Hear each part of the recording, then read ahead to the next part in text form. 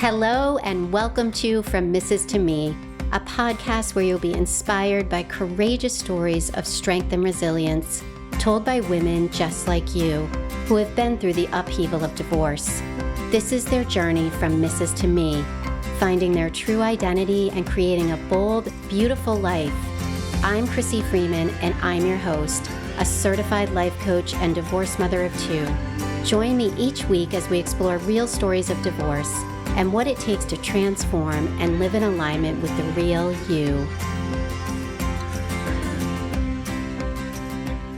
Welcome to another episode of From Mrs. to Me.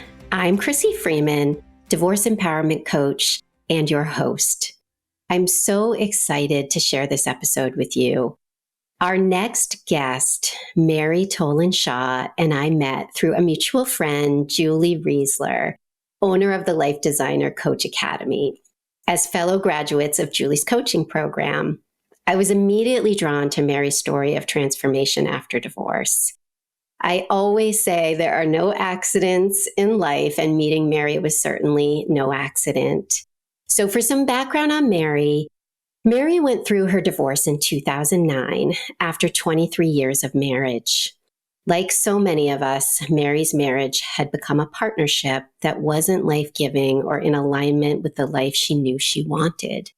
Mary, a well-educated, successful executive, felt completely drained and unfulfilled for over a decade, developing thyroid health problems and experiencing intense panic attacks as a result of being so out of alignment with her authentic self.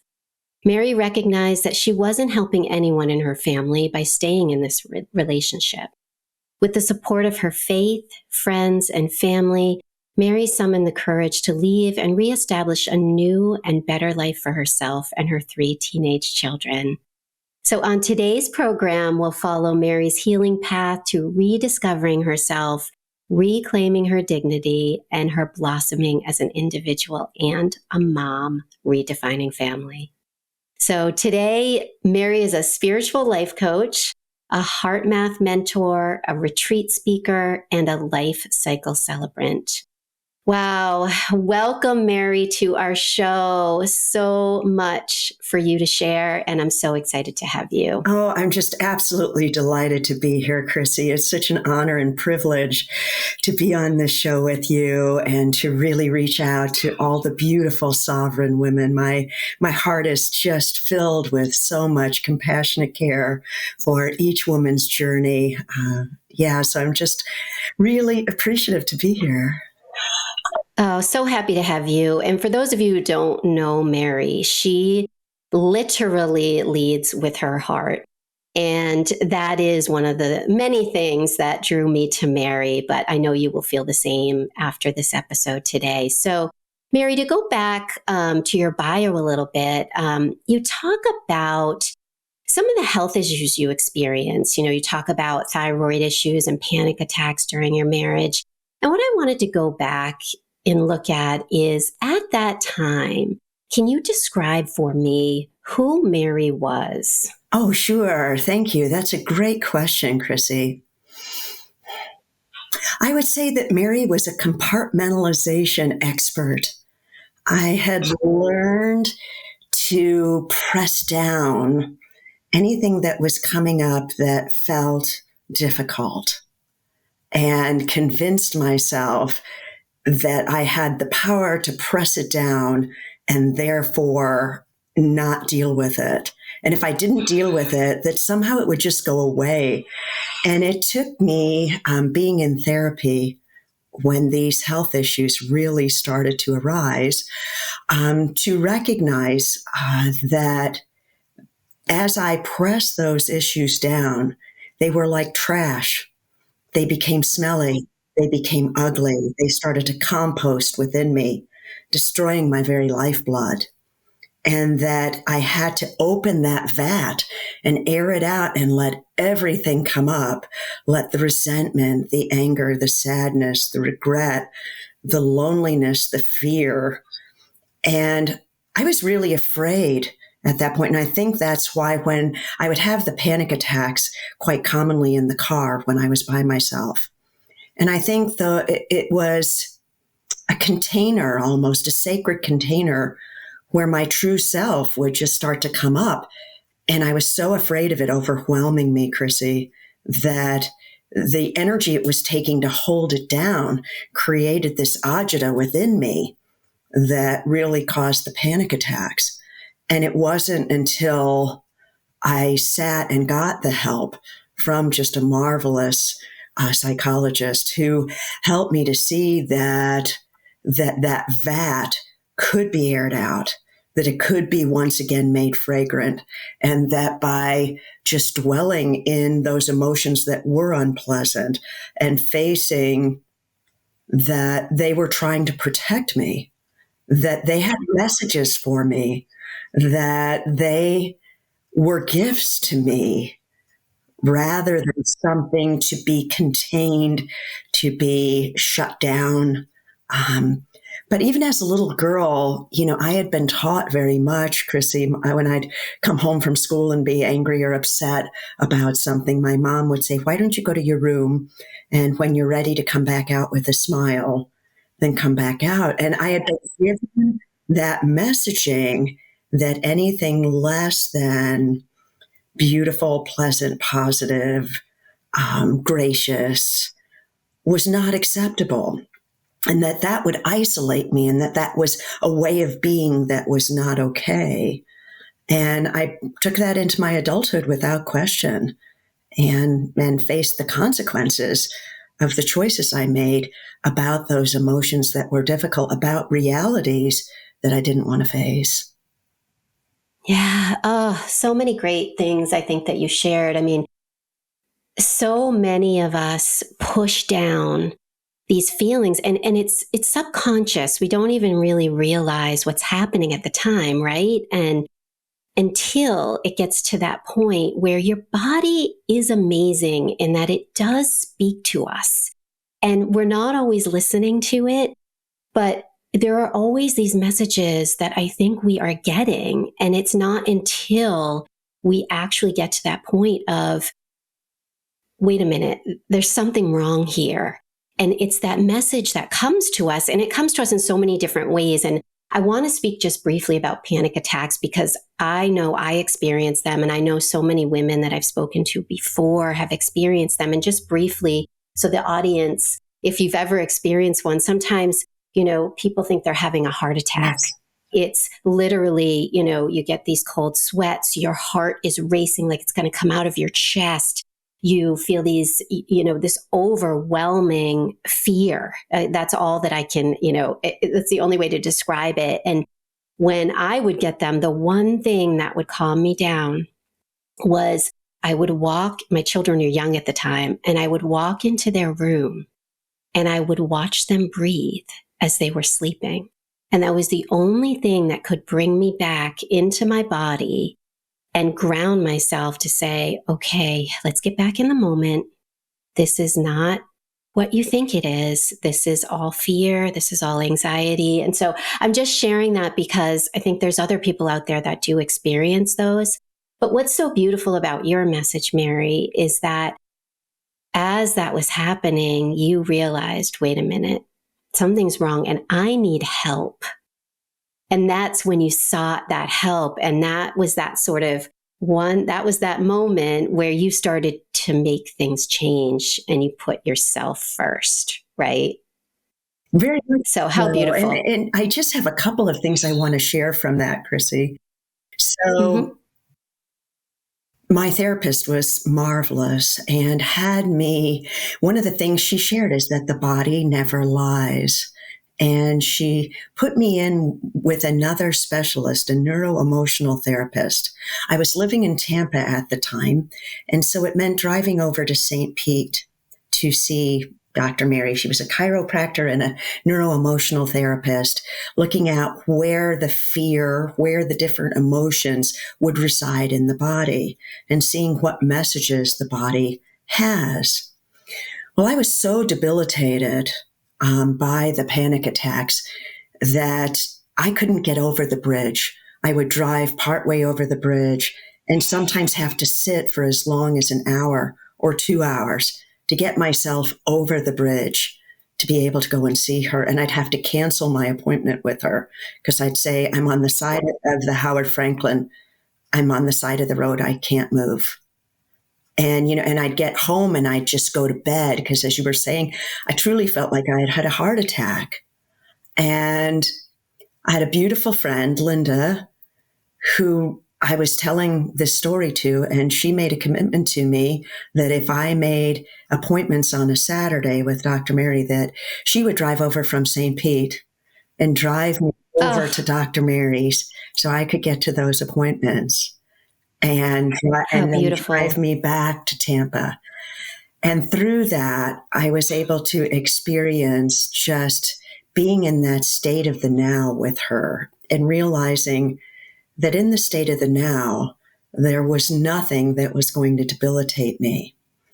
And it was such victory when gradually I was able to drive myself over the bridge. And now I think about it and it sounds kind of silly, but at the time it was so real. And I almost felt like there was a rope around my car that I just couldn't make it. And as you said, finding an anchor point is really important.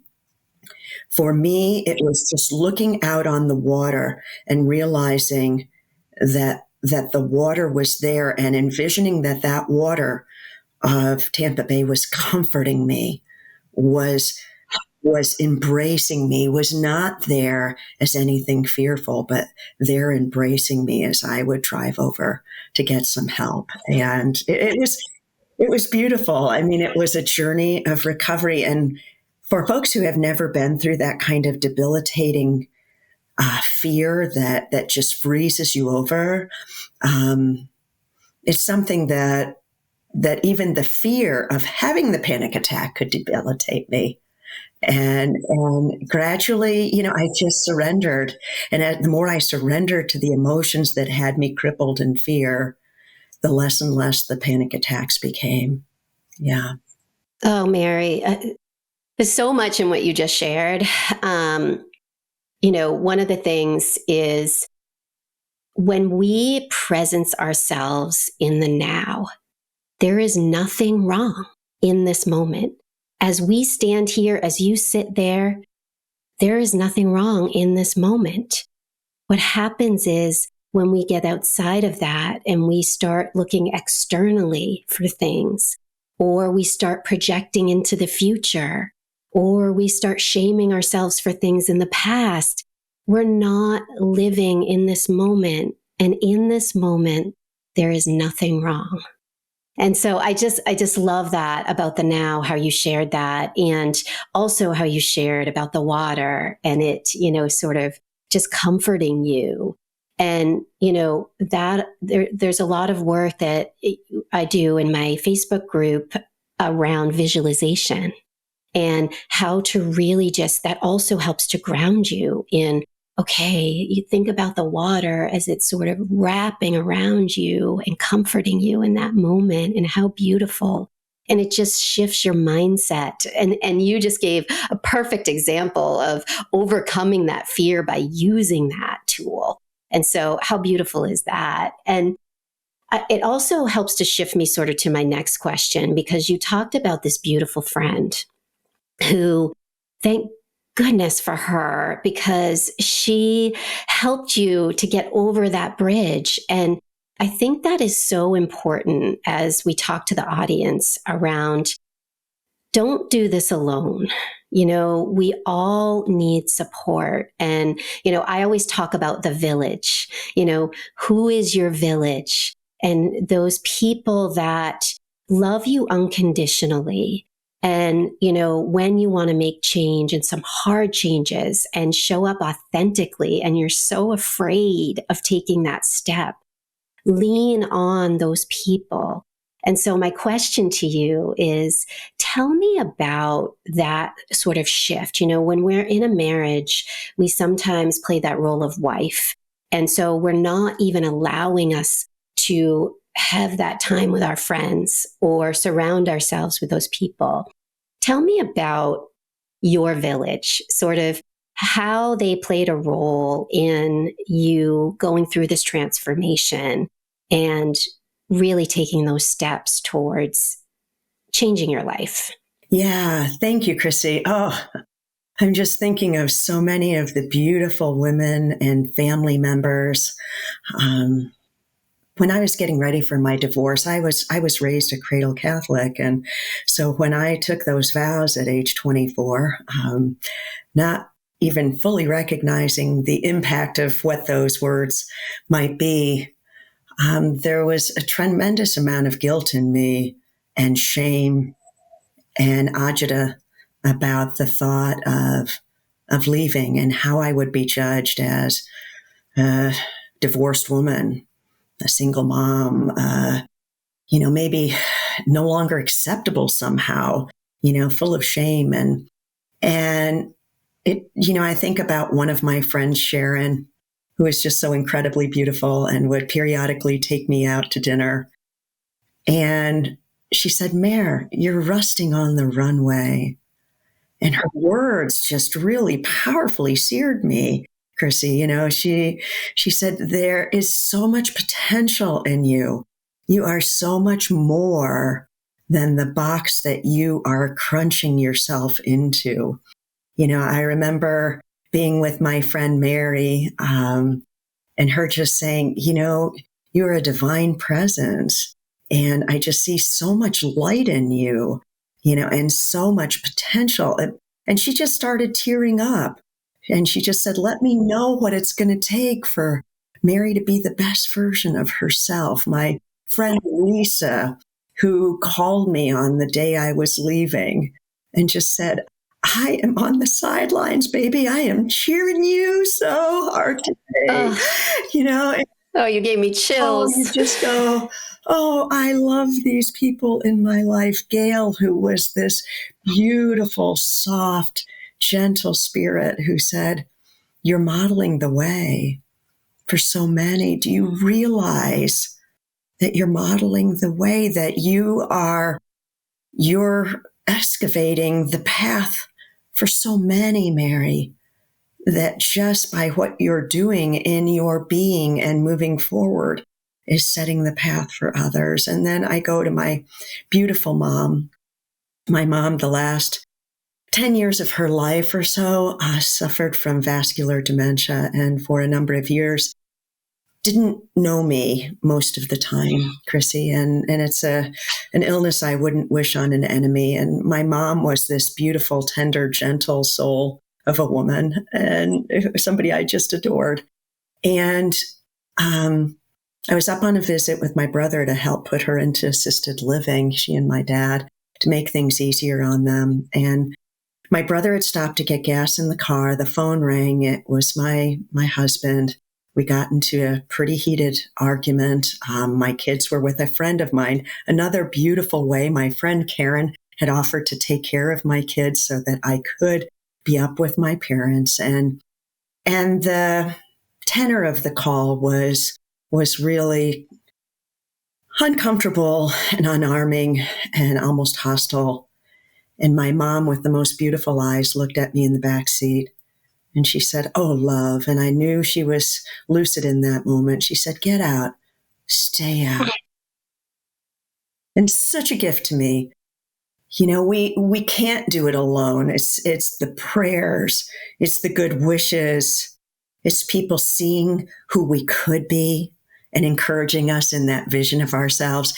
I had to learn to receive, Crissy. I had always been a giver, a helper, the eldest in the family, always the one who was the strong one, the stable one, the one who could be depended on.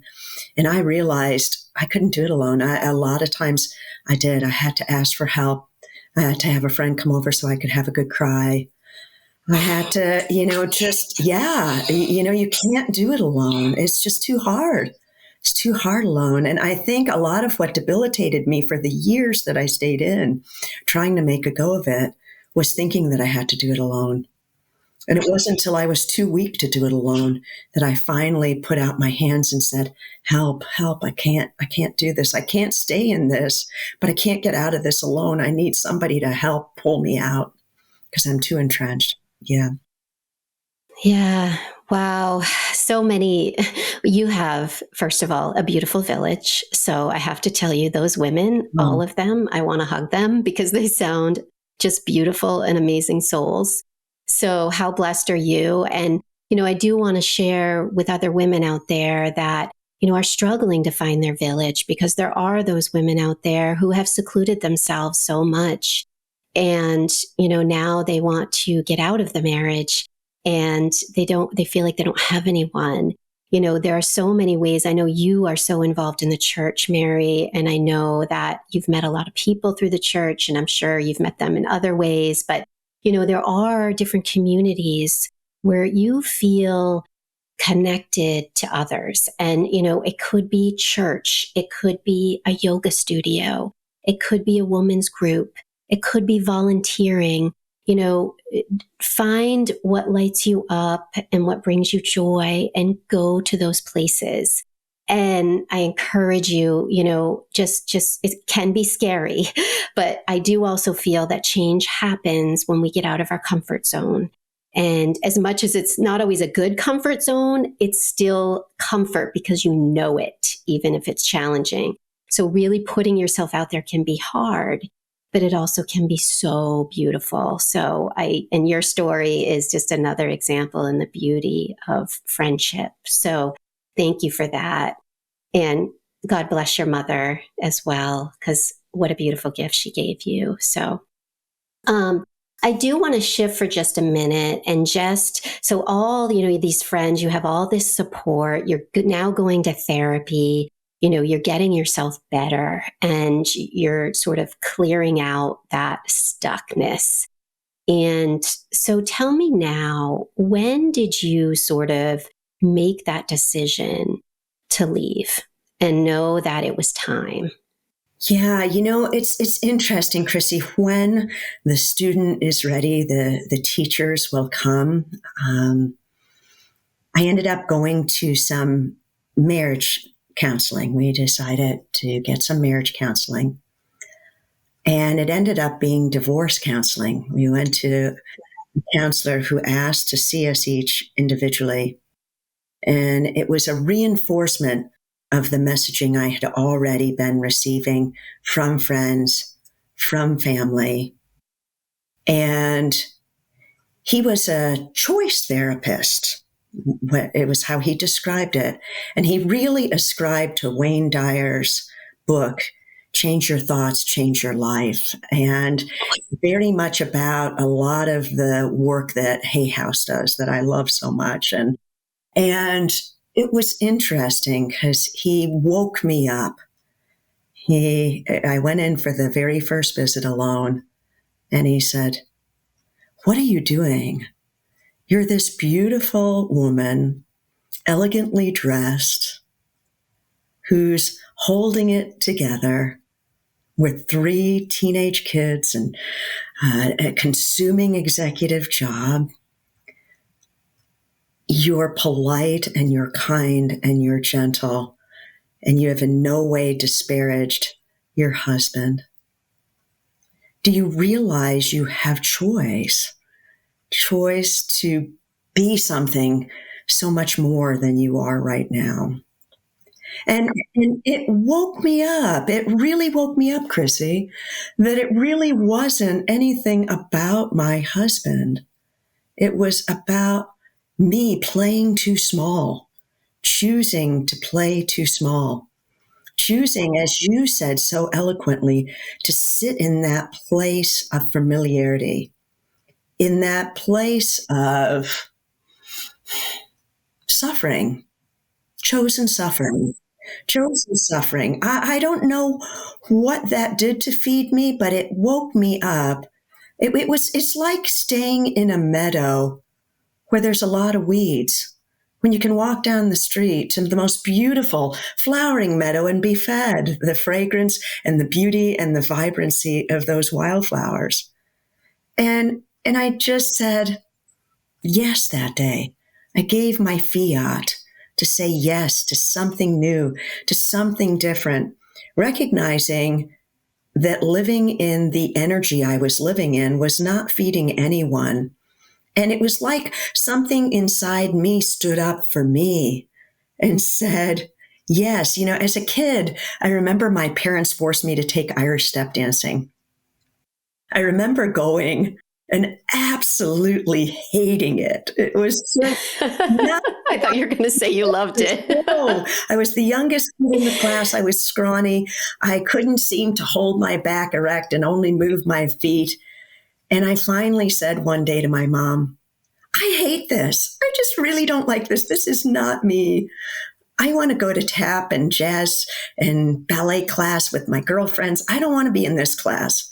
And my mom said, okay. And I stayed doing that other kind of dancing and did a lot of modern dance right through college. Like it let me blossom to be me.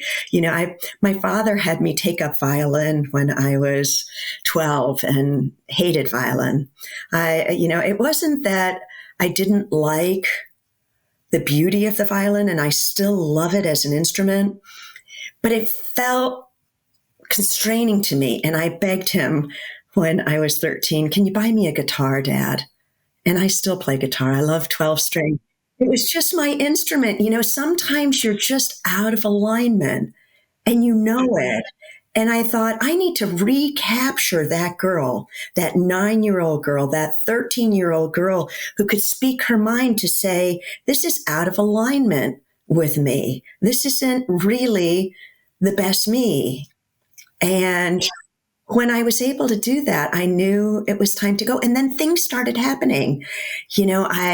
My son had a girlfriend who found a townhome for us that was just absolutely perfect.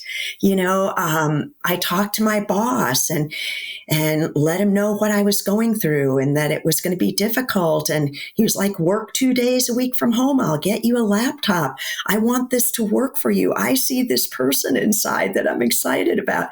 When we open up to being our best self, it's like, all I can describe it as, Crissy, it's like being in a field of wheat and the whole wheat starts to open up before you. It's like I think of Paul Coelho's, words of, when we let our heart's desires open up, the universe just opens up and conspires to help us, to support us, to be there for us, to bring it to us. And I started seeing that happening, Oh, wow. Mary, the energy, first of all, for those of you who are watching this on YouTube, you probably just saw what I saw, which is just this beautiful light when Mary was talking. And you were talking about this analogy of the weeds and then blossoming into the flowers. And I look up and behind you is that beautiful painting or photograph, whatever that is, of the trees and all the color. And and you are glowing. And so that's it, right? That is the, really blossoming. It's that blossoming word, blossoming into you.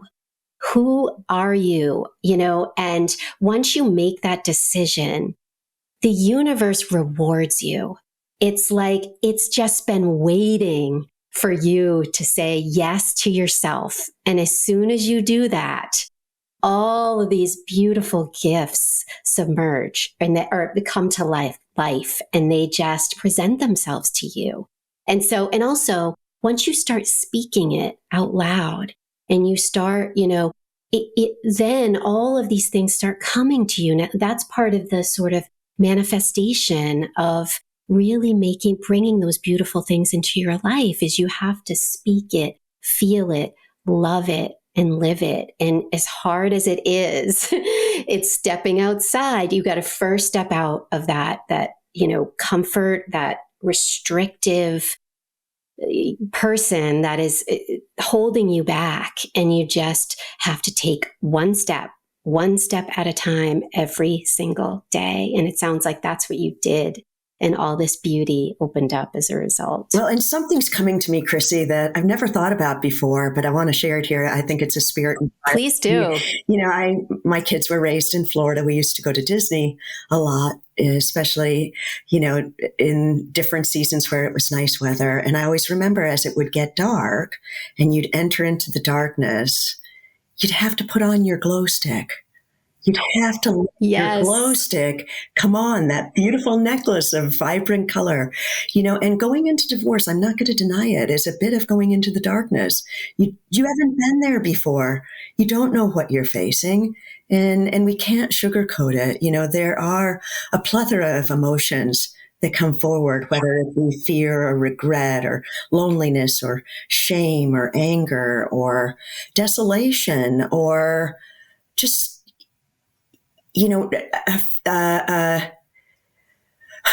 how shall I say it? Almost a trepidation of not knowing what's ahead. And we make that trepidation much worse than it is.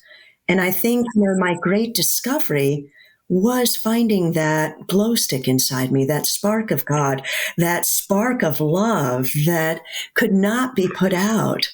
And that the trepidation, if I came into the present moment, as you said, it's like St. Julian of Norwich says, and all is well, and all is well, and all will continue to be well. If I'm just here now in the present moment, as Eckhart Tolle says, in that present moment, then the trepidation seems to lose its gravity.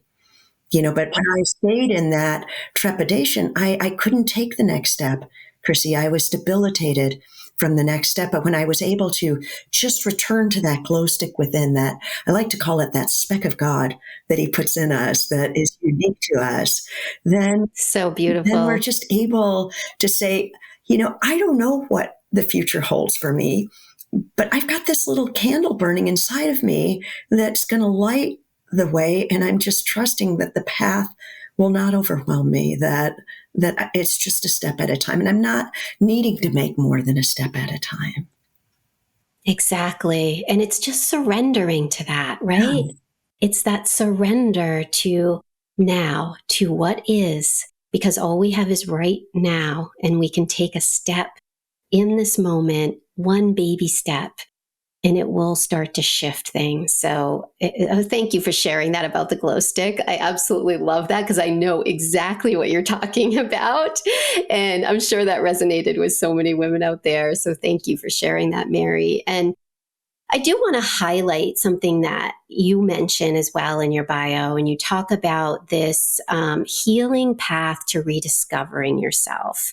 And, I talk so much in my group about, this from Mrs. to me. And a lot of that is about identity, but also about redefining things for yourself. And one of them that you talk about is redefining family. And so many women I talk to are really struggling with that significant change of the family unit. You're no longer married to your spouse, so it's just you and your children, and sort of redefining, traditions, what family looks like. Can you tell me a little bit about that journey for you? Sure. So, I had 3 teens, a son 17, a daughter 13, and a son 11. So I was in the thick of it in terms of a lot of change that teens naturally go through. And I realized that in order to make this journey to us, I called it us, the new us, that we needed to redefine who we were. And I had my kids go to therapy with me, with a different counselor than I was getting for personal therapy. And he was a family specialist. And one of the things he had us do was around a round table, just define what we wanted our home to feel like, what we wanted it to feel like when we came home. What would make it feel good? What would make it feel inviting? What were those terms? How did we want to decorate? I mean, we redecorated our place, made it look new. And it wasn't with expensive stuff. It was silly little things. It was new magnets on the refrigerator. It was, letting the kids even post, words or things that they liked. It was making it feel like the new us. It was coming up, as you said, with new routines.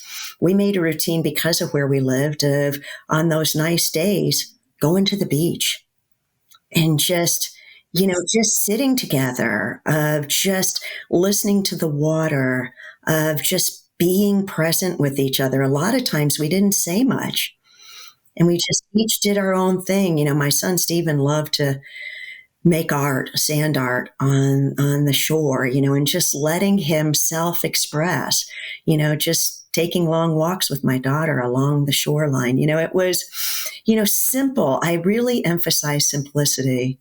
It was communicating openly. For me, there was something that opened up that was a grace I hadn't expected. I was finally able to parent and to mother in the way I wanted to. I defined that parent I wanted to be. I wanted to be an open listener. I wanted to be somebody who was compassionate and empathetic and yet strong in boundaries of what was okay and what wasn't okay. I remember coming home from a trip, and it was a Friday evening, and my daughter had in our patio a big beer pong tournament going. Gotta love those teenagers, Mary. And, I came in and I said, how can I make the best of this? And I looked around for the oldest person and introduced myself. And I said, hey, how are you? So you got the keg? He's like, yeah. I said, okay, we're not going anywhere. Nobody's going anywhere. And I announced, guys, I want you all, I'm going to watch you individually, call your parents and say, hey, Kristen's party's gone long. We're spending the night. Sorry, I can't come home. Yes. And, I'm still friends with that jet that brought in the keg. And he's like, I still laugh about it, Mary. He's like, I think about it now. You handled it really gracefully. You could have, exploded. Yes. And I'm not going to say that there weren't trying moments. There were in raising teens, but I was able to stand in my own power as the mother I wanted to be. And it's interesting because now as my kids in their 30s and late 20s really recall that mom and not the mom of their childhood so much. And I'm really thankful. We have very deep conversations, and it's not that there aren't times where it's still challenging and where being who they are is not difficult for me. It is. I don't believe that any woman who is truly on the path to wholeness doesn't experience lessons along the way. I'll give you an example. My youngest son got into pot in a big way when he was in high school. And I came home one day to find that my mom's gemstone garnets had been stolen from my bedroom. And I felt very violated in a number of ways. I had done so much to create our home to be beautiful and welcoming and inviting and very conscious of the energy we were bringing in. And to know that a drug dealer had come into our space, and when my son hadn't been able to pay him, took payment in a way that was just so violating, so personally violating. And yet it was a good lesson for our whole family in about protecting sacred space. I think it was a turning point for my son to see what could happen. And I'm happy to say today that he's a wonderful 27-year-old thriving, and not, his life is not about drugs or alcohol and stuff, but it took a very painful experience. And, and I've had to say to him several times, that was just a learning. Like, I don't want you to feel any regret. I don't want you to feel anything. It was something our family needed to experience to define a new level of who we are, of reforming. So I'm not going to say that experiences, life doesn't stop happening as we become me. It just happened. The way we process it becomes different. Yeah. And what a beautiful lesson for your son, is We don't have to hold on to these things. No. We have to learn from them and grow. And that is the best lesson you can give them. And, so many women struggle with, being sort of the perfect mom. And there is no perfect mom. What we can do is love them and is show up and take care of ourselves first. Show them how we can do that. Show them how we can get through adversity and hard times and come out stronger on the other end. And they are learning. They are like these sponges. We don't think they're watching us, but they are watching us. And so, but we're all still going to have those challenging situations because they're human. They're teenagers and these things are going to happen. So we could be doing all the right things, showing up in all the right ways, and they're still going to go down a path that may not be a very good path for a period of time. But the best that we can do is to hold them accountable and then teach them the lesson, and it's sort of like, it's like we're all blossoming at different times.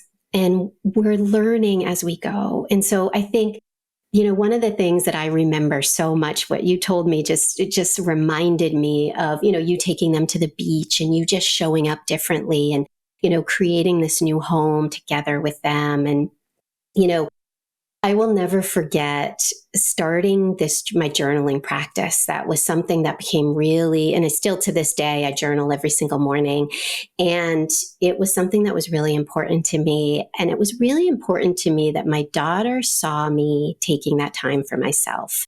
And I remember her coming down. I used to, when they were really young and I was out of balance, I used to yell to them to get ready for school. I'd be like, come on, everybody. And we were rushing, And I decided when I moved into this new home that there would be no more of that everyone would be responsible for their own time. And if they don't make it to school on time, then they will be held accountable through the school for what that means for being late. So I started journaling. I would literally just sit down every morning with my cup of coffee and I could hear their alarms going off. I would get kind of some breakfast out for them. And then I would sit and I would journal. And I remember my daughter started to come down the stairs and she'd be like, hi, Mom, what are you doing? And I'd be like, oh, I'm just journaling. And she started coming over and literally hugging and kissing me before she left for school. It created this calm environment. And yeah, there were days she was still late, but she had to stay after school and own that because she was responsible for her own time. So it's these beautiful gifts that we give them, right? And that they see that we are giving to ourselves. And I think it's such a lesson. So thank you so much for sharing that. And I don't want to forget to ask you one really important thing, which is about your transformation and about I talk a lot about these pivots that we make in life. And, you talked in the beginning and in your bio about your HR executive career in corporate America.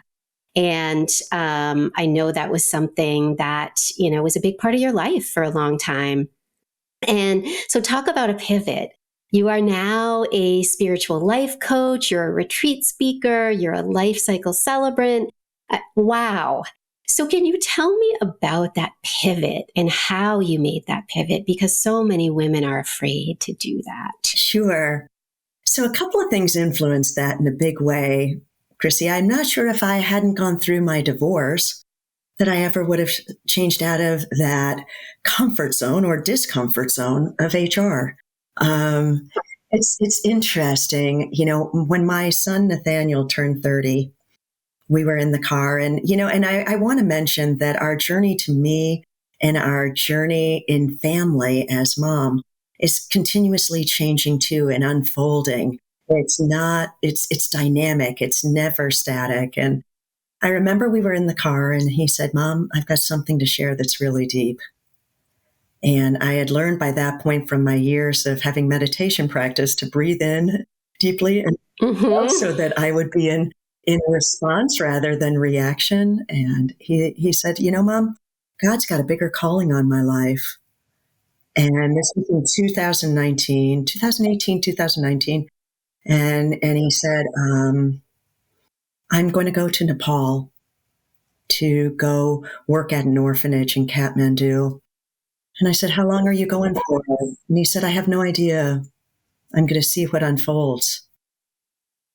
And I adore all my kids, but yeah, being the oldest and having been through so much with him.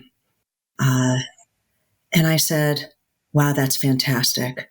You have my support. I'm thrilled for you. I look forward. Oh, you just gave me chills. That's beautiful. And what's going to come forth. And I'll be there for you. I'm always there for you. And I could tell just the energy in our car. If our car could have elevated from the ground, it would have. And a couple of years later, my daughter, Kristen, was going to grad school.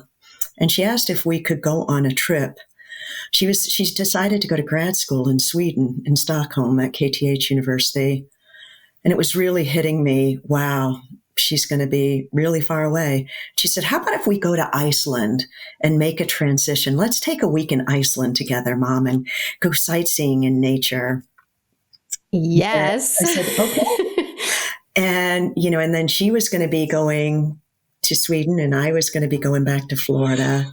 And I remember I had a day after she had left where I was still in Iceland. And I remember standing out looking over the sea, and it was cold and it was gloomy. And I said, my children are pursuing their dreams and I'm staying static. What am I doing? I know there's an inner echo in me that's been echoing for years. Even in high school, I took one of those career tests, and it showed that I should be a priest or a minister. And it's really funny, Crissy, because on the 24th of February, I'm going to be ordained as an interfaith minister. Finally, a few decades to answer the call. But I said, why not me? Why not me? And am I going to continue to sit here in this stagnancy? And I think COVID-19 was such a gift to me, because I had to lay off so many people. I had to watch the workplace transform and do things that really weren't tasteful to me. And the distaste became strong enough in my mouth that I said, I'm going to get some new certifications. I'm going to go to seminary. I'm just going to do the things to be me, because I can't any longer. It's like, Christ says, the old wineskins can no longer hold who you are. You've got to get new wineskins to hold who you've become. And just so many things had come about from learning about a beautiful modality called heart math that helps with people's resilience, and having to do, a practicum in that where I worked with clients, doing life designer coaching where I started to work with clients, and I'd come off calls and I just feel like the whole inside of me, my inner glow stick had grown exponentially. And I'm like, this is what I want to be doing. And then I learned about, the beauty of rituals and the beauty of ceremony, and found out about Life-Cycle Celebrancy and how, being able to respect each person's path, but give them ceremonies that are meaningful, whether it be a child naming or a wedding or a house blessing or a threshold change like a divorce ceremony, or moving into a new career ceremony or an ordination or a celebration of life, and the beauty of these thresholds. And I've always loved to write. And so it seemed to combine my love of spirituality, my love of writing, my love of holding sacred space. And so I'm loving this work I'm doing. And I know that my ordination coming up is going to supercharge that love in my heart for serving people in whatever way and providing them either coaching or celebrations that nurture their souls. And I know that's why I'm here. I finally figured it out. And I think I got into HR because I really wanted to nurture the beauty in others. And that's never gone away. But the way that I wanted to manifest that has really changed. And I'm thankful for the gift of my health and the gift of people I love in my life. I have found that, yes, it's a scary path. It's no different than divorce, because the more you walk into me, the more opportunities there are to walk into uncharted territories. I'm looking out right now. We're getting the first snow of the season here in Chattanooga, and it's blanketing all the pathways. And I'm thinking, yeah, sometimes God blankets our pathways so that we have to chart a new course, a memorable course that's going to leave footprints on our hearts and the hearts of others. And we need to be able to walk it, because I keep thinking, I had this beautiful friend that put on a course once on the angels. And she said to me, Mary, you have to realize for every day that you're not charting that pathway and walking in what the divine creator sent you here to do, there's somebody not served that should have been. Oh, how beautiful. Wow. Oh, Mary, that's so beautiful. And, doesn't everybody want to find their purpose, want to find their path? And that's what you're doing. But you got there again. So you did it, when you left your marriage and you changed your life there, and you did it, you're doing it again now, where you're making, again, how uncomfortable. Here you're leaving like this high paying executive job and as a single mom, and like, okay, I'm going to pivot and I'm going to move into being a spiritual coach and, get ordained and all these other things. Wow. And how scary. But you did it. And again, the universe opened up all these beautiful opportunities for you. And you were able to see through doing like that coaching when you were first getting certified. And now as you're doing these different weddings, you're feeling it in your entire body and spirit. And that is when we know that we are exactly where we need to be. Well, and I've seen how much I've grown, Crissy, because, for many years I stayed in such an unfulfilling marriage, fearing the judgment of others, truly fearing that I would lose relationships. And truthfully, I didn't lose one, not one.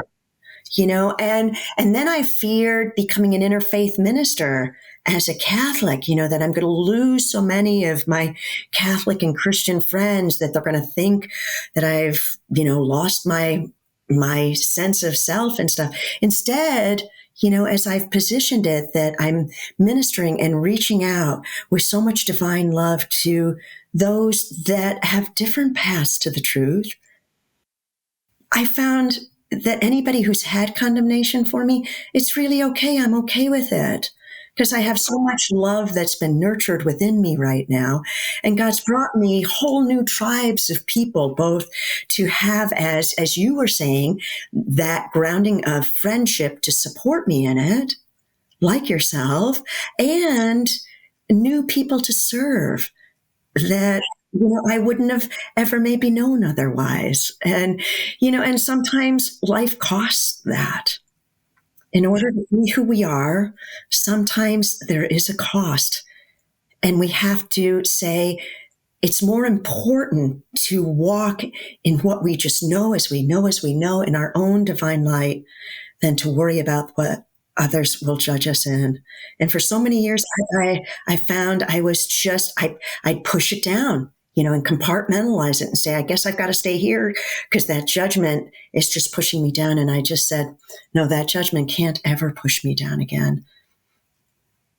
No. And what a beautiful, it's the perfect note to end on, because it's all about standing in our truth.